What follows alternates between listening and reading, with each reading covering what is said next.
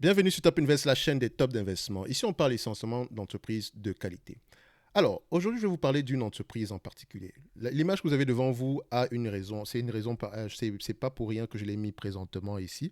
Donc, c'est une chaîne que je regarde beaucoup, surtout quand c'est Xavier Delmas quand je vois ses vidéos, je clique directement, je regarde, parce qu'il y a toujours quelque chose d'intéressant. Je vous l'ai dit ici la dernière fois. Donc, je n'écoute pas beaucoup de youtubeurs français, mais lui, enfin pas dans le domaine de la finance, mais lui particulièrement, à chaque fois qu'il y a une de ses vidéos, je vais aller regarder.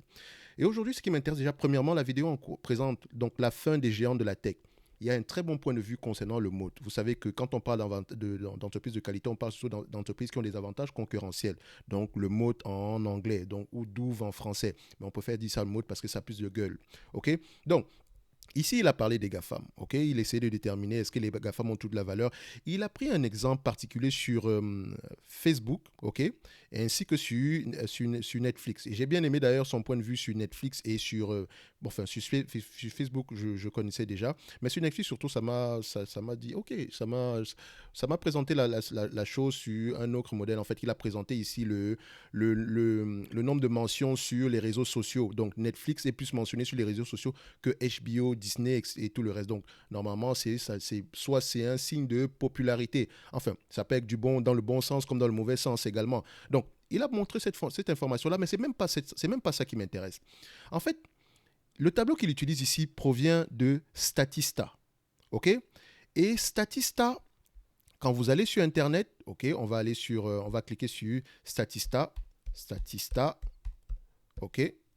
Je clique sur Statista, je tombe sur ce site-ci. Ce site-ci m'intéresse pour une seule raison, parce que vous savez, quand on fait une analyse, il y a beaucoup de statistiques, il faut reconnaître, il faut généralement aller regarder la taille des marchés, les concurrents, et Statista me permet généralement d'avoir ce genre d'informations rapidement. D'accord? Donc j'ai eu à l'utiliser parfois quand, je pense à la Bibliothèque nationale ici, ils ont Statista, et en passant, si vous avez la possibilité de vous inscrire dans une bibliothèque, vous pouvez avoir accès à énormément de livres, surtout avec le prêt entre bibliothèques, si ça existe dans vos zones. Au Canada, ça existe ici, donc parfois, quand je vais lire un livre, avant de l'acheter, je demande généralement je vais généralement demander un prêt entre les bibliothèques d'Amérique du Nord. Donc, je peux avoir le livre en français, dépendamment même s'il se trouve dans une bibliothèque en Colombie-Britannique, je pourrais l'avoir directement à Montréal. Donc, c'est important généralement de s'inscrire dans les bibliothèques, parce que vous pouvez également avoir accès à ce genre de logiciel gratuitement. Eh oui, vous serez étonné de voir ce que vous pouvez avoir, ce qu'on peut vous donner dans les bibliothèques. Donc, il y a énormément d'informations, même dans le domaine financier. Donc, vous pouvez avoir accès à des éléments comme Statista. OK? Donc, Statista, c'est un logiciel que j'ai envie d'acheter depuis longtemps. J'appelle logiciel, ou bien en tout cas, c'est une plateforme que je l'ai utilisée, donc j'ai envie de l'acheter depuis longtemps. Mais le problème, c'est que je dois le payer d'un seul coup, annuellement. Donc, c'est à peu près $40 ici, en dollars, en dollars canadiens ici. Je pense que, disons on va prendre en dollars US. Donc, $40 US fois 12 mois ici, on est presque à peu près $480 ici directement d'un coup. Donc, c'est la somme que je dois payer pour avoir ce logiciel-ci. OK? Donc, vu que je l'ai déjà utilisé, ce qui est sûr et certain, je vais devoir payer cela. Donc, j'ai beaucoup de logiciels ici que j'utilise. Donc, j'essaie présentement de peser le pour et le contre. Donc, je tombe sur ce logiciel. Enfin, pas je tombe. J'étais en train de dire, ah, combien coûte l'abonnement aujourd'hui? Parce que je pense à ça. Je voulais m'abonner par Statista. OK? Donc, quand je retourne maintenant, je me pose la question, mais à qui appartient Statista? Et c'est ça le but de la vidéo. Statista appartient à Strauer SE. Je ne sais même pas si je le prononce bien. D'accord? Donc, pour ceux qui ont fait allemand, excusez-moi. Donc, Strauer SE. Je clique dessus. Je remarque que c'est une compagnie qui est cotée en bourse. Donc, on dit ici que c'est une entreprise allemande de publicité extérieure, de publicité en ligne, de panneaux d'affichage et de mobilier Uber dont le siège est à Cologne. Donc, quand on me donne un peu cette information-là, c'est un peu une entreprise qui fait la même chose que JC Deco, ou bien comme Lennart. On a parlé d'une entreprise sur la chaîne ici qu'on appelle Lennart, ou bien également comme Outfront. D'accord, qui étaient toutes des entreprises sous-évaluées d'ailleurs. Donc Outfront et Lennart, on en a parlé dernièrement. Pour ceux qui n'arrivent pas à retrouver la vidéo, on va le faire ici. Top Invest, avec de gros dividendes. Pour ceux qui aiment les dividendes exactement. Donc on va sur la chaîne directement. On arrive là, on clique dessus et vous allez voir ici où est la vidéo en question. Lamar plutôt, pas Lennart, c'est Lamar, ok. On a Lamar et Outfront qui sont deux entreprises qu'on a étudiées ici et je pense que les deux étaient sous-évaluées et l'activité me plaisait, d'accord. Donc, Ici, Statista fait à peu près la même chose. OK? Maintenant, je ne sais pas s'il y a le terme de rate en allemand ou quoi que ce soit, mais le but n'est pas de savoir ça. Donc, quand j'arrive ici, quand je constate que Statista est coté en bourse, je clique dessus, je regarde le prix de l'action ici. Je regarde directement, je regarde généralement le PER, 15,37 fois, parfait.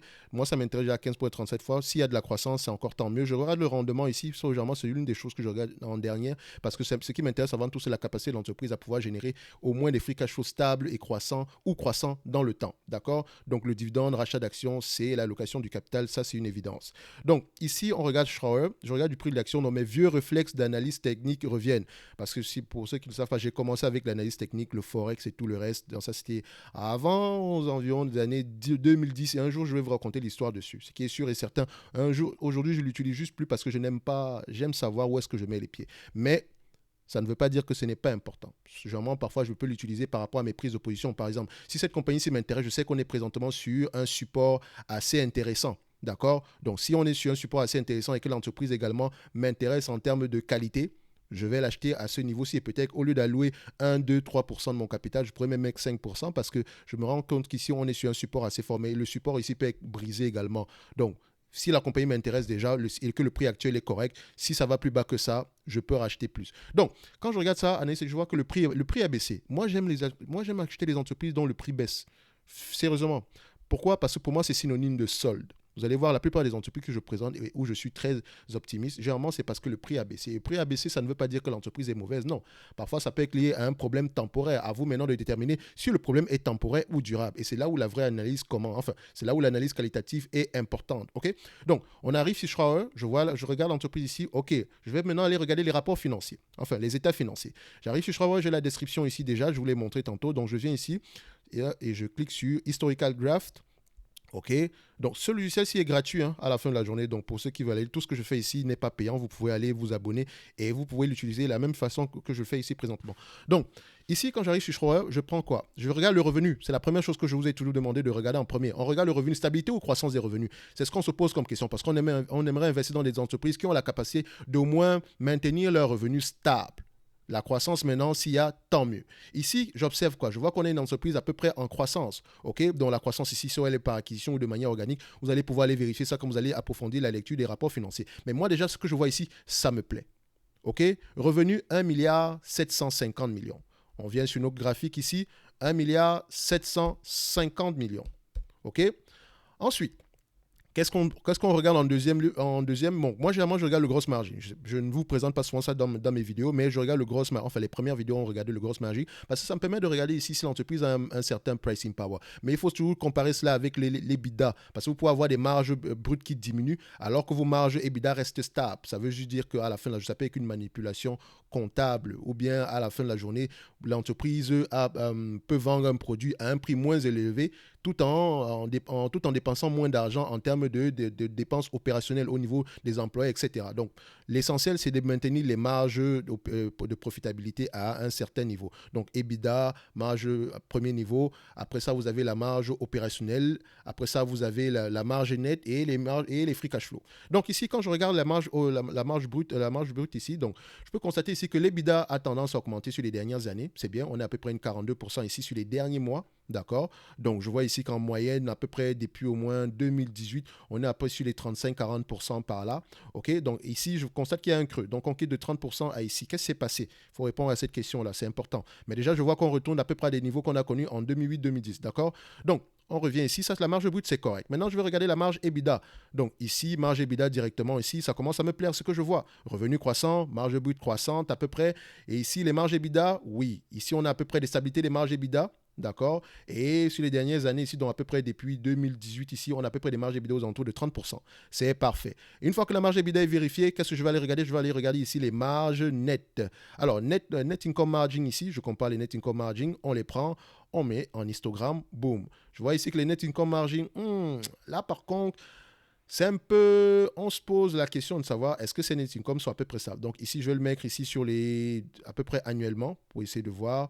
Oui, donc les net income ici sont un peu, on a connu la difficulté ici en 2018, 2019, à peu près également en 2020 et en même temps en 2012. Ok, maintenant je vais comparer ça au free cash flow, mais au free cash flow en termes de volume. Donc les free cash flow ici, donc on prend les free cash flow, On regarde parce que ça peut donner une information totalement différente. Donc, quand je regarde les free cash flow ici, alors je vais juste les mettre ici en histogramme. Donc, on va juste les remettre en bas. Free cash flow, voilà. Et donc, je vais les mettre en histogramme. Voilà. Donc, quand j'ai des marges nettes ici négatives, enfin des marges nettes négatives, ça veut dire qu'en termes de bénéfices nets, j'ai perdu de l'argent. Mais en termes de free cash flow, je n'ai pas perdu d'argent. Donc, les free cash flow sont positifs. Ça, c'est correct. Quand ici, c'est négatif, est-ce que ça veut dire que j'ai perdu de l'argent? Non. Regardez les free cash flow. Ils sont positifs. Donc, faites attention. Il faut toujours mettre les deux en relation pour essayer de comprendre. Parce que vous pouvez avoir une perte nette ici, et donc les bénéfices nets négatifs, mais des free cash flow positifs. Et les bénéfices nets peuvent être négatifs justement parce qu'il y a peut-être une manipulation. Enfin, peut-être que vous avez déprécié un actif, d'accord? Ou bien vous avez pris une perte sur un élément. Donc, il y a beaucoup d'explications derrière. OK? Donc, ici, je vais comparer ici avec les normalized net income margin ici pour essayer de voir si ça a été, si ça prend, ce graphique-ci prend en considération à peu près les variations temporaires, d'accord? Donc ici, vous voyez que quand on normalise ici, on a à peu près des marges positives. OK. Donc, je vois ici que c'est une entreprise qui gagne de l'argent. OK. Donc, ici, en termes de free cash flow, on a à peu près 322 millions d'euros en date d'aujourd'hui. Et on a connu un plus haut en 2019 aux alentours de 350 millions d'euros. Donc, on a à peu près 320 millions d'euros ici. La croissance des revenus ici, quand on regarde la croissance des revenus, on a une croissance des revenus de combien sur les dernières années ici? Donc, je prends croissance des revenus. Je ferme ces deux éléments-ci. Donc, croissance des revenus ici, on a combien pour la croissance des revenus? Je mets ici à revenus. Donc, je vois ici qu'on a 17% de croissance par rapport à l'année précédente ici. Mais ce qui m'intéresse ici, je vais mettre la moyenne. Donc, on va mettre la moyenne ici. Ici, on met la médiane plutôt. Donc, la médiane ici, c'est 13% de croissance sur les dernières années. Sur les 10 dernières années, on a à peu près ici également 13% de croissance. Parfait. Sur les 5 dernières années, on a à peu près ici 9,84% de croissance. Et sur les 3 dernières années, nous avons à peu près 3% de croissance. Nous avons une compagnie qui est en croissance ici. On l'a vu avec les revenus de toutes les façons. Donc, ici, en termes d'évaluation, qu'est-ce que je vais prendre? Donc, vous savez maintenant, qu'est-ce qui nous manque ici à regarder? Par exemple, on regarde la dette nette, le niveau d'endettement ici, pour essayer de déterminer si la dette nette est à peu près positive ou négative. On a à peu près une dette nette aux alentours de 1,680 milliard. Donc, je vais prendre ici. Donc, on remplit notre graphique ici. Donc, la dette nette, 1 milliard, ici, on va mettre ça ici, 1 milliard 680 millions, 1 milliard 680 millions, OK.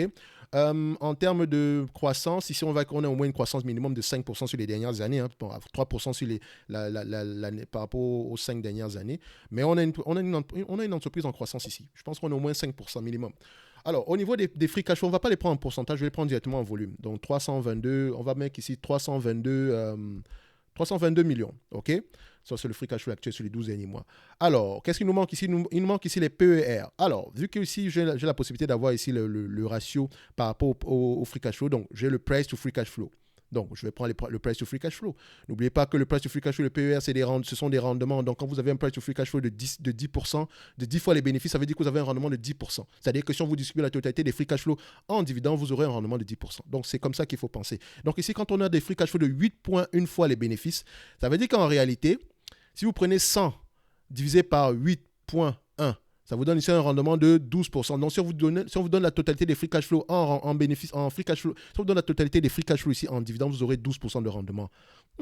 Ça commence à être intéressant, mais attention, prenez toujours en considération la dette également. OK? Donc, si je prends le même 322 millions ici, donc 322 millions divisé ici par la valeur d'entreprise qui est 430 millions, d'accord? Donc, 322 divisé ici par 430 millions ici. 4 milliards 300, excusez-moi.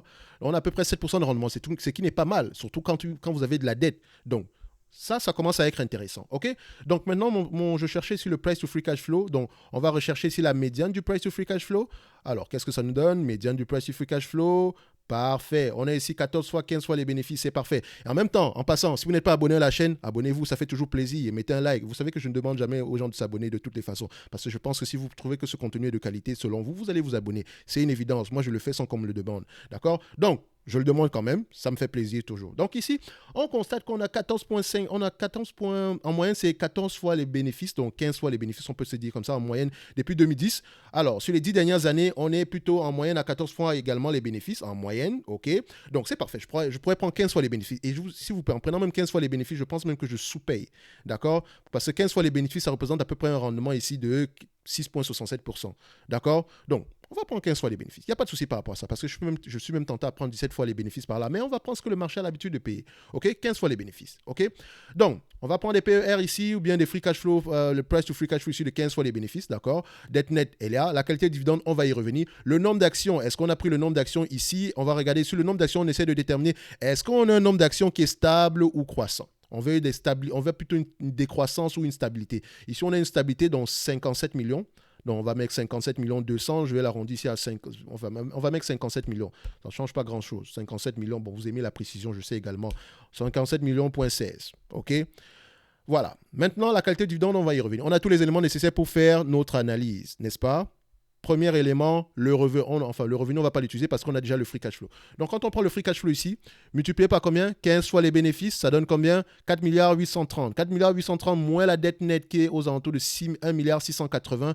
Ça donne ici à peu près une capitalisation aux alentours de 3 milliards 150. Donc, 3 milliards 150 divisé par le nombre d'actions 57,16. Ça donne ici à peu près 55 $ l'action. On cote à combien? On cote à 46 $ l'action, 45,94. Nous avons une opportunité d'investissement ici. Nous avons une opportunité d'investissement ici. Et je n'ai même pas encore pris en considération la croissance. D'accord? Parce que d'habitude, et ce n'est pas comme ça qu'on le fait, parce que faites attention à ça, parce que quand je prends la considération la croissance ici, dites-vous toujours que $1 de demain a moins de valeur qu'un dollar d'aujourd'hui. Donc, $1 d'aujourd'hui a plus de valeur qu'un dollar de demain. Donc, ça veut dire que quand je prends en considération la croissance, normalement, je devrais le mettre au discount. Je devrais le discount par rapport à aujourd'hui. Alors, comment est-ce qu'on fait généralement? On va prendre simple. Ici, c'est 55 $. Je vais vous montrer comment je fais généralement. Je fais ici 322 millions multiplié par, disons, 5% de croissance sur les 5 prochaines années. Ça fait ici 1,28 fois. D'accord? Donc, multiplié ici par 1,28, ça nous revient ici à fois 1,28. Ça donne ici 412 millions. 412 millions moins 322 millions, c'est-à-dire que le différentiel ici de croissance est de 90 millions. OK? Divisé maintenant par comment on appelle ça, mon taux de rendement, ici pas mon taux de rendement, mais le nom m'échappe, mon taux d'actualisation, ok, mon taux d'actualisation ici c'est simple, hein, c'est mon PER, donc pour faire simple, je sais que pour ceux qui ont des compétences plus poussées en finance vont dire, mais pourquoi tu prends le PER, mais c'est le rendement, ça c'est mon taux d'actualisation, c'est moi qui le choisis, généralement vous pouvez prendre le taux d'actualisation en prenant également une décote supplémentaire, donc vous pouvez, au lieu de prendre un taux d'actualisation qui sera aux alentours de combien, aux alentours de 6,67. D'accord? Vous allez peut-être prendre un taux d'actualisation de 10. OK? Donc, je prends un taux d'actualisation de 1,66 ou bien 1,67. D'accord? Donc, quand je dis 1,67, ça dit que c'est 6,67, excusez-moi. Donc, c'est 1 plus 0,6. C'est ça? Excusez-moi. Oui, c'est ça. Donc, c'est 0,0666. OK? Donc, ça donne ici 1,0667. OK? Donc, exposant 5, donc les 5 années, ça donne ici à peu près 1,38. D'accord? Donc, je prends mon 90 $ ici, 90,16 divisé par 1,38. Donc, ça aura une valeur aujourd'hui de 65 $. Donc, si je prends mon 65 $ ici, 65 millions ici, plus 322 millions, d'accord? Ça veut dire que si je prends en considération la croissance actualisée, etc., ça donne à peu près 387 millions. 387 millions ici multiplié par combien? 15 fois les bénéfices ici, ça donne à peu près 5 milliards 810, moins la dette nette qui est aux alentours de 1 milliard 680, si je ne me trompe pas, 1 milliard 680 ici, ça nous donne ici à peu près aux alentours de 4 milliards 130. 4 milliards 130 divisé par le nombre d'actions, on est aux alentours de 57 millions, point 16, ça donne ici 72 $ l'action. Et on vous vend cette entreprise à combien? 46 $ l'action. C'est-à-dire que si vous prenez l'entreprise en date d'aujourd'hui et que, disons que d'ici 5 ans, la valeur se réalise, d'accord? Ça veut dire que vous aurez un rendement cumulé sur les 5 prochaines années, juste en termes de performance, hein, vous aurez à peu près 9%. D'accord? Maintenant, plus le dividende ici qui est de 4,90% chaque année. Admettons que le dividende ne change pas, donc on va se dire ici plus 5%. Admettons qu'ils augmentent ce dividende-là. Ça donne à peu près 14%. On a une opportunité d'investissement ici. C'est une belle entreprise. Et je vous assure que ça fait moins d'1 heure de temps que je connais cette entreprise ici. Juste avec les chiffres, j'ai déjà envie de creuser. Juste parce que j'aimais un produit, je suis allé rechercher qui fait ce produit-là. J'ai découvert que c'est cette entreprise-ci. J'ai étudié, je me suis rendu compte que c'était une belle entreprise. Donc maintenant, les chiffres me plaisent. Maintenant, je vais approfondir. Comment est-ce qu'elle fait de l'argent? D'accord? Donc, ici, vous constatez qu'on a une opportunité d'investissement. Donc, je serais plus penché à dire qu'on est à 72 $ l'action. 72 $ l'action en prenant en considération la croissance. Sans croissance, on sera aux alentours de... Sans croissance, on était à peu près à 55 $. OK? Donc, pour être gentil, on va commencer à 55 $. Maintenant, le dividende. Alors, concernant le dividende ici, c'est à peu près un rendement de 4,90%. D'accord? C'est-à-dire que sur la capitalisation actuelle qui est de 2,6 milliards, on prend à peu près 0,049, excusez-moi, 0,049, ça donne à peu près ici, on paye à peu près 127 millions ici en termes de dividendes. Donc 127 millions ici, moins 300, 127 millions ici, 127 divisé ici par 322, donc qui est le free cash flow actuel, ça donne à peu près comment on appelle ça? Ça donne ici un payout ratio de 40%. Et le rendement est de 4,90%. Est-ce que ce dividende est-ce que ce dividende est croissant année après année? On va regarder ici le dividende, comme un stock dividende, 12 months, ici 127 millions. Donc le dividende est croissant année après année. Vous remarquez ici que le dividende est croissant. Ils augmentent le dividende pas chaque année, je pense chaque année. Ça, c'est 12 mois. Donc, je le prends ici de manière... Je vais prendre ça annuellement. OK. Donc, ici, 2014. On va mettre annuellement. Voilà. Donc, 2013, 2014, 2015, 16, 17, 18, 19, 20, 21, vous constatez que le dividende ne fait qu'augmenter. Donc, ici, on a une compagnie qui fait croître son dividende année après année. Donc, qu'est-ce que vous voulez d'autre? Je suis quitté, premièrement, j'ai un produit que j'aimais, m'a amené à voir qui fait ce produit-là, ce qui m'a amené à étudier une entreprise, ce qui m'a fait découvrir une entreprise qui est de qualité, qui est éligible par exemple au PEA. Ne me remerciez pas du tout. Allez-y faire vos propres recherches, ok? Donc, vous avez une belle compagnie ici qui est sous-évaluée. Peut-être qu'il y a des problèmes temporaires, faites attention. Il faut aller regarder pourquoi est-ce qu'elle est sous-évaluée, pourquoi est-ce que le marché déprécie cette compagnie-ci. Il y a toujours un problème. Mais est-ce que ce problème est temporaire ou durable? Faites attention à ça. Donc ici, qu'est-ce que je pourrais ajouter en supplément? Donc, la façon dont je fais mes recherches généralement, c'est j'ai déjà une watchlist dans laquelle je mets la plupart des entreprises qui m'intéressent au fil du temps. On est à peu près à près de 400, je pense 500 à 400 aujourd'hui. Donc, ce sont les entreprises qui m'intéressent. Donc, parfois, quand je vais rechercher ces entreprises-là, je vais juste regarder je vais les classer par rapport aux 52, leur performance sur 52 semaines. Et je vais commencer à m'intéresser pour celles qui ont perdu le plus sur les 52 dernières semaines. D'accord? Vous allez retrouver que si je vous montre cette page aujourd'hui, vous allez voir que la plupart des entreprises sont dans les compagnies logicielles. Vous avez les Google, Meta, les Six Flags. Bon, Six Flags, ce n'est pas une compagnie logicielle, mais vous avez ce genre d'entreprise-là. Moi, j'aime quand les actions chutent en bourse. D'accord? J'aime ça, en fait. D'accord? Parce que ça me permet d'acheter des entreprises de qualité à bon prix. Parce que moi, le prix est important pour moi. Je n'achète pas tout à n'importe quel prix. D'accord? Donc, voilà comment je trouve une entreprise, par exemple, juste en m'intéressant au produit. Un produit que j'ai envie d'acheter. Voilà. Donc, il n'y a pas une seule manière de faire des découvertes par rapport aux entreprises, d'accord? Ça peut être, par exemple, j'ai un Twitter. Sur mon Twitter, vous allez remarquer que je suis un vieux de chez vieux sur Twitter depuis 2010. Je retweete énormément. Donc, et je retweete, je ne parle pas souvent, je retweete. Donc, et je suis uniquement des gens qui m'intéressent. OK? Donc, je retweete uniquement sur la finance. Et vous allez voir que c'est toujours du value investing. Je ne m'intéresse pas au penny stock ou au dividende. C'est pas que le dividende est mauvais, attention. Je m'intéresse au value investing en général parce que le dividende n'est qu'une évidence. Je le dis toujours. Donc ici, vous avez une entreprise qu'on appelle Topicus, qui est européenne, très intéressante. Allez-y vous intéresser à cette compagnie-ci. Je ne vais pas parler. Vous pouvez lire ici la recherche de quelqu'un qui vous parle de, voilà, de ce que l'entreprise fait exactement. OK? Donc, je n'ai pas encore eu le temps de lire cette analyse-ci. Et généralement, quand je retweet, c'est juste pour moi. Hein. En fait, ce mur-ci, en fait, ce sont des éléments qui m'ont intéressé, que j'aimerais aller approfondir. Par exemple, quelqu'un parle de méta ici. Il a développé un point qui m'a sans doute intéressé. Donc, je mets ça de côté. Donc, c'est un peu comme... Voilà, c'est mon mur, en fait. C'est pour moi. Donc, vous pouvez me suivre si vous voulez. Mais d'accord, c'est uniquement en anglais ce que je suis. Mais parfois, il y a des gens qui parlent en français, que je retweet pour avoir parfois des choses en français. D'accord? Je pense que dernièrement, par exemple, celle-ci, j'ai retweeté ça, c'était en français. Ça m'a intéressé par rapport à l'élément qu'il mentionnait tantôt. Il y a plusieurs personnes que je suis qui sont des francophones également. Je ne suis pas que des anglophones. Par exemple, il y a quelqu'un qu'on appelle, je pense c'est Lucchesi, quelque chose comme ça. Attends, Lucchesi. Ah, j'adore sa chaîne. En plus, il a une chaîne YouTube. Voilà. C'est Philippe Lucchesi. D'accord? Ou c'est Lucchesi. Je ne sais pas si je prononce bien Lucchesi. Franchement, et je vous dis la vérité, allez-y suivre cette personne. Il a une chaîne YouTube. Allez-y regarder ce qu'il fait sur sa chaîne YouTube. J'ai oublié le nom de sa chaîne, mais ses analyses sont... Il a fait une analyse sur Steph, par exemple. C'est vraiment une analyse fondamentale. Ce n'est pas une affaire où on reste sur les chiffres. C'est vraiment une analyse fondamentale. On parle pas souvent des... On parle pas souvent des YouTubeurs suivis ici, mais lui, carrément, sa chaîne s'appelle Finance Academy. Je vous assure que c'est une belle chaîne. Il ne publie pas beaucoup.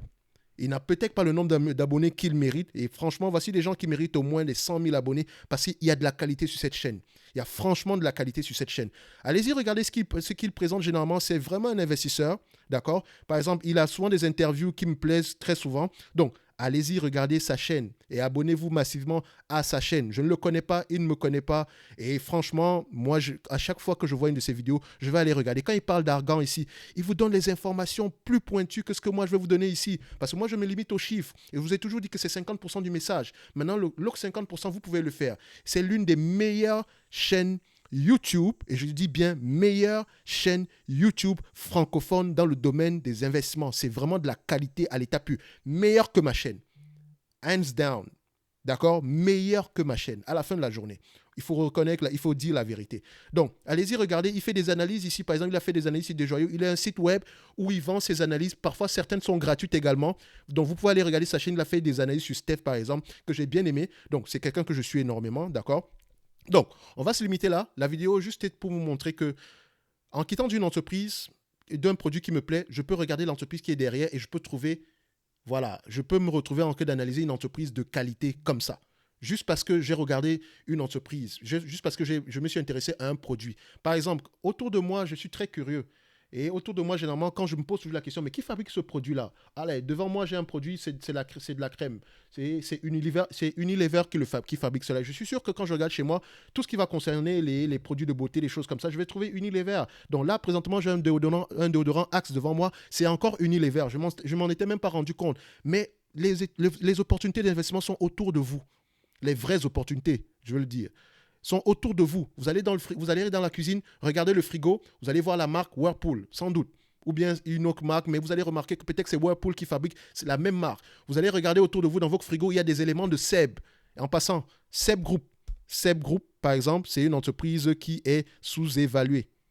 D'accord? Allez-y, regardez. Je n'ai pas encore parlé, j'en ai parlé sur une vidéo, mais vous pouvez faire l'ajustement ici. Mais cette entreprise, au prix actuel, représente une opportunité d'investissement. Déjà à 100 $ ou à 122, c'était intéressant. D'accord? Enfin, je pense que c'était 100 €, un truc comme ça. En tout cas, en date d'aujourd'hui, cette compagnie est intéressante. Faites attention, allez-y, regardez, lisez vos rapports financiers. Je vais m'arrêter là. Comme d'habitude, c'était une vidéo de 10 minutes, mais on se retrouve encore de faire une vingtaine de minutes. C'est plus fort que moi. Donc, on se dit à bientôt. Schrauer, bonne entreprise, éligible au PEA. Ne me dites pas merci.